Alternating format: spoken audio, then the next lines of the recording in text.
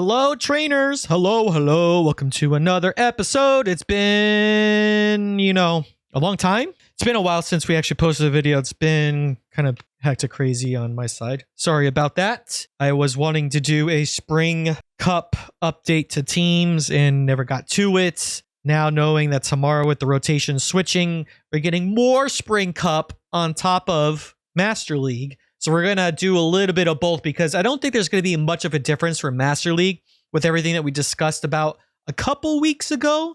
So somewhere in the description on the bottom, I'm going to link the video that I did updates to, but we'll refresh our memory a little bit with some of the teams and some of the Pokemon that you may expect. On top of it, we have a little cheat sheet for Pokemon and teams that we've seen in the Spring Cup. So we'll get into that shortly, but without a doubt, it's been a roller coaster, and it's been more downs than going up in this roller coaster of ELO, but it's crazy, but it's been fun. Spring Cup is still fun for what it is. People saying it's a little bit of an RPS Cup, which I can vouch and say, sure, it is. It's very heavy alignment-based type of meta, but I think as long as you can work with a couple Pokemon, as long as you have your energy management, you might have a shot of winning some of those matchups that you have a bad lead and a bad switch. But diving into Spring Cup, I think for the most part, what we're seeing on the rankings for Poke is rather true. I mean, we've been seeing a lot of Galarian Weezings in the very first week, a lot of Ferrothorns. Not Ferrothorns, Ferrothorns, that's how you say it. Pick and choose your battles, controversial names. Lapras is another popular pick too. We've been seeing a lot of Tentacruels. Abomasnow was kind of picking up tonight before doing this recording, but I didn't see it in this past week. There's a lot of grass in the back for most team comps that I'll read off in a little bit. So I thought Abomasnow was kind of interesting. Klefki was kind of popular. Tentacruel, Venu, not really. Lavani has a certain pick in the meta, which has been pretty interesting. I think it's a very strong Pokemon. Very fragile to use though. Quailfish, I'm kind of surprised we have not seen. We've seen Mawile. Mawile's been very consistent in this meta. Empoleon's kind of been a hit or miss with Metal Claw, though I've been seeing Steel Wing every once in a while, but I think Metal Claw is better for this meta. Credilli has a lot of play. I've been seeing it more in the safe swap or even possibly in the lead, but more in the safe swap. Araquanid? No, we haven't really seen that much. Tropius, we used that tonight. Very, very strong, very good pick. Golisopod is still very strong. Mantine is still very strong. We've been seeing that quite a bit. And then some of the ice types I've been seeing tonight. So depending on like what you see in the meta, in Spring Cup, like I mentioned probably in another video about these specialty cups, you kind of have to go ahead of the curve a little bit when it comes to the meta and knowing when to switch teams if you really need to, or kind of keep things where you have like a team A, B, and C, and you may want to rotate a little bit as you go, but don't get too crazy rotating teams. But, it's been an interesting week, give or take, with Spring Cup, because like I mentioned earlier, there was times where, I was using the strong Pokemon in the first couple days, Weezing, Lapras, and Mawile, or Golisopod, and people are already hard counting those Pokemon because those are like the top picks, and those are things that people talked about. And then we're starting to see some sort of whatever in the lead with grass in the back, so a lot of people were using Shadow Mawile in the back until people were just starting to hard counter that with like Gastrodon. Another strong pick, which I didn't see on the top here, but Shadow Cacturne, like crazy Pokemon. If you get the right alignment and an energy lead, that thing does like damage towards everything. A little bit harder towards Tropius, but it still hits a little bit depending on, I guess, how the battle plays out. But between that and like Tentacruel, I mean, even then Tentacruel, like it farms down, but you throw in a Trailblaze and they let it go. I mean, it does like 50% damage. It's crazy. There's things that you have to figure out in specialty cups. So I kind of got sidetracked a little bit where it's like you need to pay attention to the team comps and understand like being able to read teams and figure out like what they may have in the back. But for most parts, things have been pretty consistent a little bit. It's been kind of dying down, plateauing a little bit. So I haven't seen anything out there that has changed. So through this card here, I wrote down some teams that we faced. The one that we used tonight, which Hugo plays, actually used to hit Legend yesterday, and it wasn't his team, it was another team. So if you look on Twitter X, you'll find Hugo plays with the Z at the end, and you'll see who he shouted out for that. But it was Jelly, Tropius, and Shadow Cacturn, which is what I used tonight, and I could have gotten maybe an easy, almost a 200-point climb. But there was a couple of mistakes I had with some battles where we're kind of losing lead and we kind of lose switch. I still need to throw a move, but I forgot to throw a move, or I was just like having an odd brain fart. But it was a very strong team. So if you're going to continue playing this week, I think that's a very strong team. Other things that we've seen team-wise are going to be listing some stuff. So another team I've seen, Tropius, Golisopod, Jelly, Lapras, Shadow Mawile, and Klefki. If you don't have a Shadow Mawile, you can use Shadow Weezing. Shadow Weezing seemed to be the better of the pick of the two, even though Weezing is ranked 1. And it was Lapras, Weezing, and Klefki. Now, before we jump into other teams, it was kind of interesting. In the beginning of the week, we've seen a lot of Sludge, Heat, Overheat, Weezing. And then as of like tonight, probably because there's so many Jelly and Tropius type of teams, including myself, using it, or that kind of core, whereas more Ghost and Grass, it was more Weezings with Brutal Swing and Sludge. And Sludge has been like the one move that people just don't get rid of. It's a very strong move. It got a buff this season. So Overheat or Brutal Swing, depending on how you play your team out with your comp that you have. I think Weezing in the lead for the most part. They've been running Brutal Swing, and usually in the safe swap, they've been running it with Overheat, but sometimes I've been seeing it with Brutal Swing tonight. So pick and choose your poison. Other teams that we have was Golisopod, Credilli, Lapras. Still a very strong team. Very spammy debuffing move from Credilli. No surprise there. If you want to get a little bit more RPS, wanting to get to that alignment, your best safe swap is going to be Shadow Weezing here.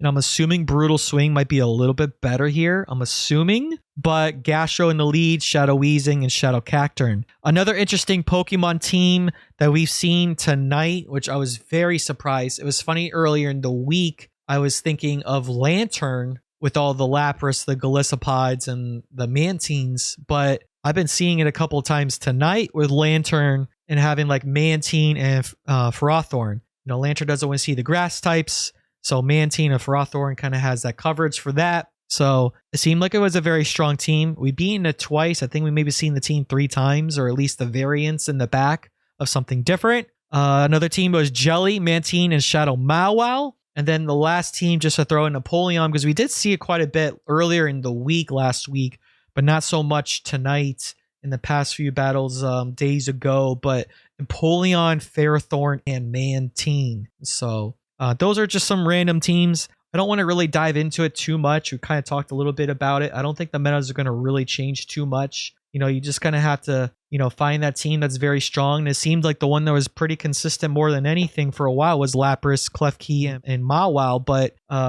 not for nothing, I think Jelly and Tropius core was very strong. Just very, very strong, pretty consistent. And Cacturn was just fun. Fast move pressure, getting shields when you can in the back as a closer. But I think you could probably substitute that with Amoonguss. Something else that'll be a very strong closer. Maybe Weezing, if anything else. Let me just go into closers here. Sometimes I like to have that core and then have like a closer, sometimes a little bit separate, like an ABC kind of a lineup. So they have Venu again, which I don't think Venu is just going to be very reliable in this meta. Sometimes we've been seeing the Abomasnows. Every once in a blue moon, a Superior was kind of interesting. Tenta would be also interesting as well too. Klefki, like I mentioned, was very, very strong. Walrein, I don't know about Walrein. We see a couple Carbings here nor there, but nothing too crazy. Slurpuff, I'm very surprised. No one wasn't using Slurpuff. That's an interesting pick. Something to consider about, but yeah. All right, moving on. We're going into Master League. We love Master League. We're going to probably play Master League tomorrow. I don't think there has been much of a difference in Master League. Master League, like I said, I'm going to have a video in the description of what I talked about from the week before. But I think, again, the strongest Pokemon in this meta is going to be... Oh, they actually changed it up. Shadow Ho being number 1. Interesting. But Ho is still strong. A little bit harder to use, but still very strong. The Kirums are still very popular. The Origin Palkia, I believe, is very popular. Boy, why? Oh, this is talking about closers. Whoop-de-doo. There we go. Now that makes a lot more sense. But even so, Palkia is still very strong. The Kirums are going to be very strong. Florges was very strong still. Meloetta is being one of the strongest if you have a very, very good Meloetta. Rhyperior is very strong, like the team that I talked about with that core. I think Palkia and Rhyperior is very, very strong. You can throw Florges in there. You can throw a Ho-Oh. You can throw a Duskmane. It's a very similar core, like I mentioned about before with Palkia and Lando. You can do Palkia, Ho-Oh, and Rhyperior or Lando in the back. Another strong core that we've seen numerous times, I don't think has really shifted in those couple weeks of Master League, was Rhyperior and White Kyurem with Ice Fang. I think it's a very, very strong core. Meloetta and Rhyperior is a very strong core, usually paired up with the Dragon type. I think sometimes one of my friends, I've been watching him play sometimes, Ho-Oh in the lead with Florges or Xerneas as the closer, or possibly the safe slot, depending on how things go. And then you have a Dialga or a Dragon type in the back. I've seen closers for fairy types that are very, very strong. And even depending on how you play it out for the safe swap with your game, Ho-Oh was still very strong, and you can't really complain with that. I mentioned about Duskmane being very popular. Solgaleo, I believe, was very popular as well, too. Is more on the rise. You kind of have to watch out a little bit with Rhyperior, but you still have some play with Ironhead. And let's see what else that I'm missing out here. Groudon, if I recall, was a good closer. There was a couple battles I've seen towards the end of the week with Groudon as a closer, was very interesting. Avertil is a very strong generalist. Keldeo, you don't want to miss out on a Keldeo. Those are very strong, usually seen as the safe swap. Sometimes it's very spammy with Aquatail and Sacred Sword. And then we have Heatran with that team that I posted a couple weeks ago. Maybe I'll tag that in the video description. Heatran was still very, very good. Enamorus has fallen off on the meta, but if you play it out right, I think Enamorus is still very strong and core breaks a lot of teams if you know how to utilize it. And yeah, I mean, like, you can't go wrong with the stuff that I've mentioned about. I mean, like I said, in the video that I posted, there's a lot of other teams in there that you could pay attention to, but I don't think really Master League is going to change too much. I still want to utilize a team like Ho-Oh Double Dragon before, like I mentioned, but sometimes if Ho doesn't work out, you can do Triple Dragon, or you can throw another Pokemon in the lead, like maybe a Steel Double Dragon. So I'm almost thinking like Solgaleo Double Dragon, or even a Enamorus Double Dragon, or even Lando or Rhyperior Double Dragon is still be very, very strong. The dragon in the back could be a Kyurem for the closer, or for the safe swap, depending on how things go. Usually Dialga or Palkias are still very strong, so you can't really go wrong with that. Like I mentioned, Duskmane is a very, very strong pick. Usually kind of see in the lead. You'll see it with Ironhead and Outrage for the most part to take care of your dragon types. And you want to have good answers against your fire types like your Ho-Oh and or your Landos as well too. So usually, like I said, Palkia is pretty good. Avertil was another strong core with those two because you're kind of weak against ghost types, which you don't really see too much. But yeah. So yeah, like I said, Palkia will be very interesting in the lead. You can't go wrong with Duskmane and maybe possibly Ho-Oh in the back. You can also go with the dragon lead like Palkia with Rhyperior and Duskmane. Mentioned that already. Another team, I hate to see it, but the triple water team, it's a thing. It works.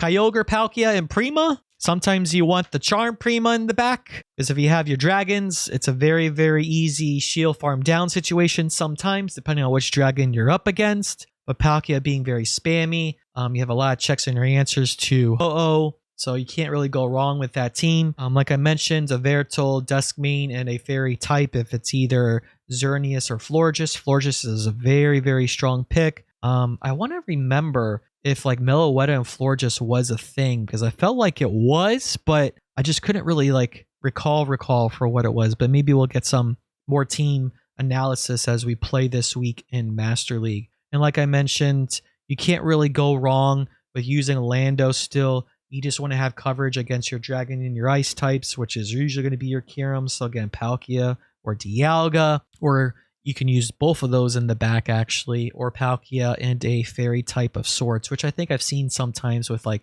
Florges Rhyperior or Florges Lando, getting you like the buff from Florges and then the debuff in the safe swap situation. It's kind of interesting. You know, another thing I thought about too was like Ho-Oh Double Fairy, which I don't even know if that's really a thing now with this meta. I think I mentioned that already. Like Ho-Oh Dragon Fairy is going to be your better, more consistent gameplay. And I think like I've seen it a handful of times. I think it's very weird, but I've seen it a few times with Bulu in the lead, having like a dragon and or Ho-Oh. Like it seems like the Bulu and the Ho-Oh core is still a thing. Paired up with the dragon or maybe even Rhyperior, I think it's probably still very strong. But I don't know. Like Bulu just seems too RPS for my liking. I'm not going to probably jump really into budget teams. Again, I might have that in my video that I linked up. But if anything, like for your budget Pokemon that I've already talked about, it's really going to be Rhyperior.